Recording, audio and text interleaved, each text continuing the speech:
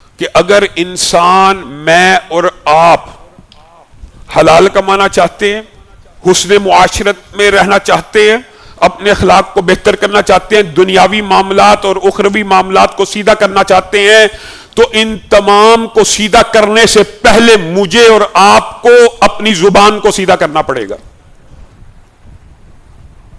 زبان اردو میں بطور عضو بھی استعمال ہوتا ہے اور زبان بطور لینگویج بھی استعمال ہوتی ہے۔ اردو زبان میں وہ وسعت نہیں ہے جو عربی میں اور دیگر زبانوں میں۔ زبان ٹنگ کو بھی زبان ہی کہا گیا، لسان کو بھی زبان کہا گیا، اور لینگویج کو بھی زبان کہا گیا۔ اب لفظ جب زبان آتا ہے تو اس سے مراد اگر عضو لیا جائے تو یاد رکھیے گا رسول اللہ صلی اللہ علیہ وسلم کی اور اللہ کی اس زبان کے حوالے سے بے شمار مطالعہ کرتا ہے تو انسان کے سامنے دریچے کھلتے ہیں، احادیث بے شمار رہنمائیاں موجود ہیں۔ قرآن پاک کی ایک مشہور آیت ہے ما یلفظ من قول الا لدیہ رقیب عتید۔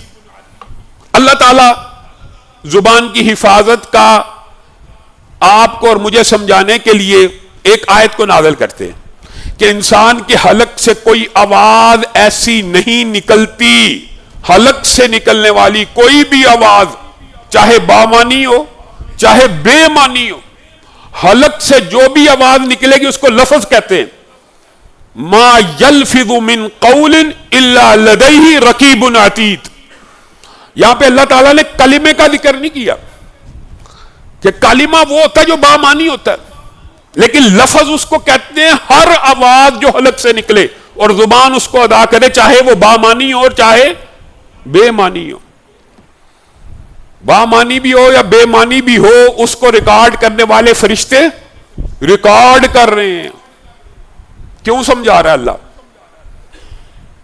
عقبہ بن عامر کی حدیث، حضرت معاذ کی حدیث، محدثین اس باب کے اندر اتنی حدیثیں لائے ہیں کہ آپ پڑھ کے حیران رہ جائیں۔ رسول اللہ صلی اللہ علیہ وسلم نے اسی لیے کہا تھا جو شخص، رسول اللہ نے آنکھوں کا نہیں کہا، ناک کا کان کا نہیں کہا، ہاتھ پاؤں کا نہیں کہا، ابتدا کی تو کہاں سے کی؟ جو شخص مجھے صرف 2 عضو کی ضمانت دے دے، ان میں سے ایک زبان ہے اور ایک شرمگاہ ہے۔ شرمگاہ کی بات الگ ہے، ہمارا موضوع آج زبان ہے۔ جو زبان کی رسول اللہ نے کہا مجھے گارنٹی دے دے، میں اس کو جنت کی گارنٹی دے دیتا ہوں۔